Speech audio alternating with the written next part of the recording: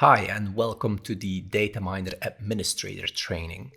In this training, we'll take a closer look on how to set up and how to build a DataMiner system. So if you're starting from scratch, how can you build that up? How can you add new elements, configure your drivers and alarm templates and all of these things on a DataMiner system? That's what we will cover in here. To take a first look at a high-level overview of the modules, here on the slide you can see which modules are included in this administrator training. So briefly, we'll first have two modules where we just briefly mention what a serial gateway is, why we need it. That might be needed to add serial devices when we are adding elements to our DataMiner system. And the stream viewer is something to verify communication towards those data sources. So that's also something we'll need when adding the elements to our DataMiner system. So then we'll really dive into the administrator part and starting with the basics. So we need DataMiner nodes. So we'll need to manage our DataMiner agents, as we call it, in our DataMiner system. So how can we add new DataMiner agents there, build a cluster, do upgrades of it? These kind of things we'll touch upon in the agents module. And once we have that, we will be able to add our first elements to the DataMiner system. So how can we add new elements in the DataMiner system? Basically, we assume that the drivers were already on it, but once we want to add new drivers or new versions on there, how can we do that? That's basically covered in the protocols module. Also, of course, if we add an element, we'll typically want to have alarming and trending available. So alarm templates and trend templates is going to be very important, especially alarm templates has a lot of goodies in there that we need to cover. The SNMP trap forwarding can also be configured in the SNMP managers, and then security is of course also very important.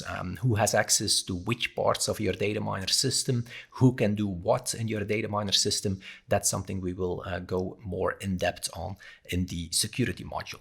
Logging is a smaller one, how to access logging of a DataMiner system.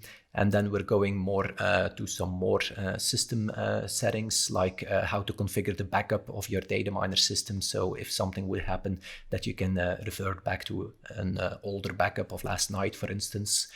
Some database configurations, like how long do your alarms go back in time.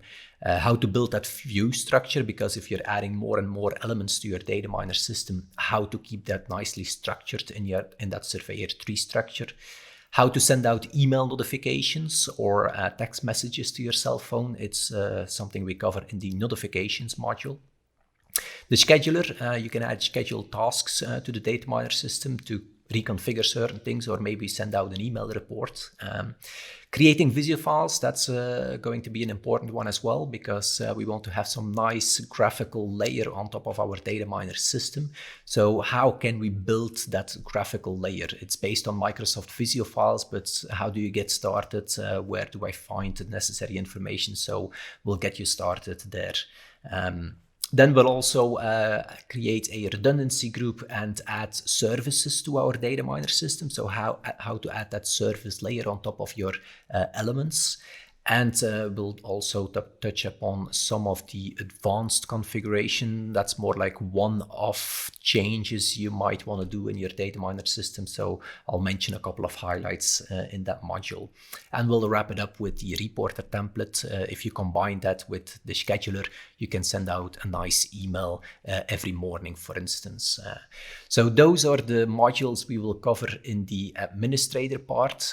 So that is something we will see on how to basically start from scratch and build all those components to have a complete end-to-end network management system with your DataMiner nodes. So I suggest we immediately get started. Let's go for it.